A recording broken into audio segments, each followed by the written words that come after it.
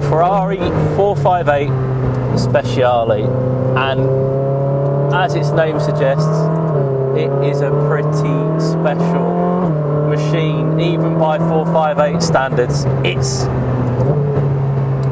a series production model, which is perhaps a little bit different to how the Scuderia and Challenge Stradale were, but in the detail engineering, it's every bit as special as those cars. They've looked at every area of the car to lighten it or improve the performance or increase the power or the efficiency, which is a common mantra these days, isn't it? But it's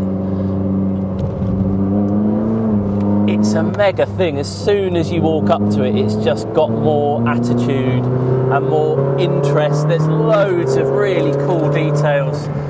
From the front end of the car, it's got active aero, so there's some vents that open up with speed, sort of it's passive aero actually. They're just pushed open under the pressure of the air. There's active aero at the rear to balance the car. There's mesh intakes and vents and little fins, and if you're into cars, you could just spend an hour staring at all the details.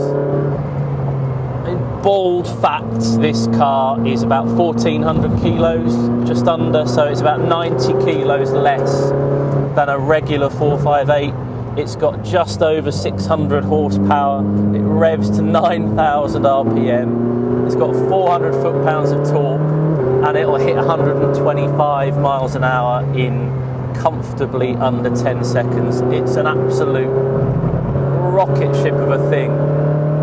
When you're in it, you just feel totally part of the car straight away. It's got, like La Ferrari, it's got this weird faceted steering wheel which looks like it should feel awful, but it just fits your hand so well.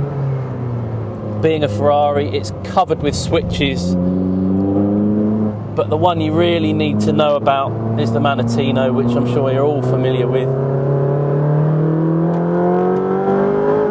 It's got side slip control as well, which is this sort of drift mode, for want of a better word, and it's basically just a new calibration of the E-diff. I think they're on their third generation of E-diff, and it basically works in conjunction with all the other sensors in the car.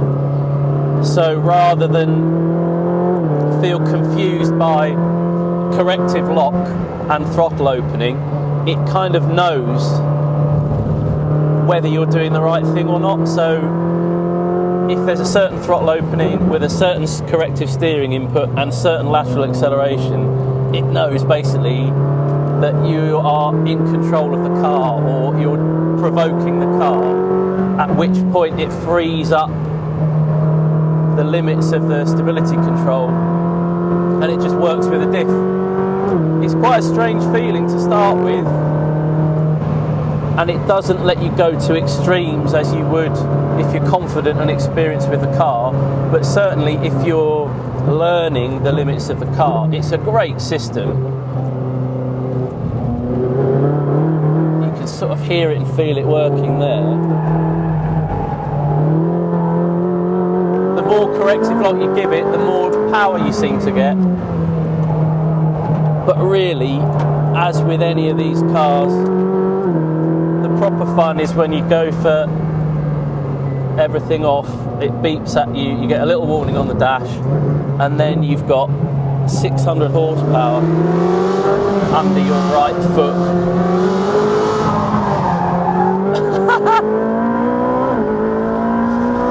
And it just comes alive, this car. The gear shift is the fiercest and fastest you're likely to experience anywhere outside of a La Ferrari. The balance is extraordinary for a mid-engine car. You just seem to be able to play with the throttle and have so much confidence and so much precision. That's the thing, everything with this car is so precise and finely measured. The throttle response is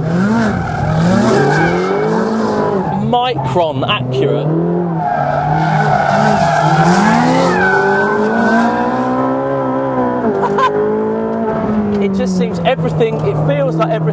in slow motion. It's so predictable and progressive, which, you know, you have to remind yourself of the capability of this car. It will corner 1.3 G or just over, I think, lateral G. So it's not all power and no traction or grip. It's going round the corner bloody fast, but it's giving you so much back. It's not just a ruthless lap time machine. That said, we're at Anglesey, which is a new circuit for us, and we will be going for some lap times, pretty much to set a benchmark time around this circuit. We thought this was probably the best car we could find to set a benchmark time.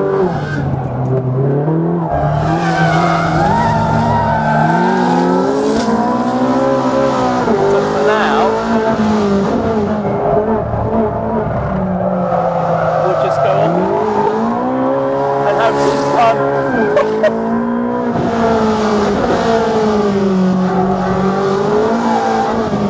What a hilarious car.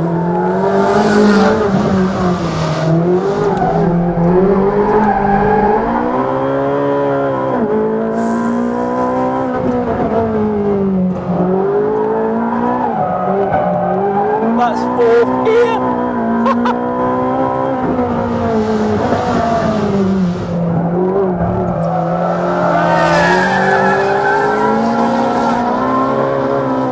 Man alive.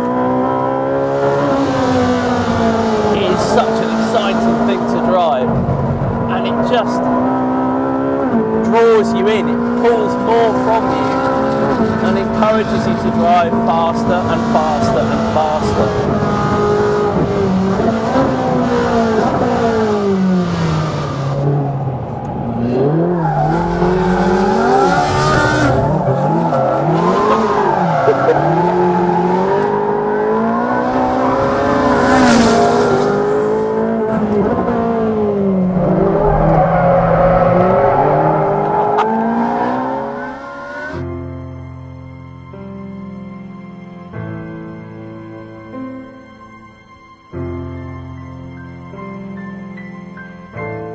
After the tyre smoke cleared and Ferrari had bolted on some fresh tyres, the moment to set our benchmark time around Anglesey's coastal circuit had come. 1 minute 14.2 seconds later, we had our time. Over the coming months, we'll return to Anglesey in an effort to beat the Speciale's blistering time, but something tells us we'll have our work cut out.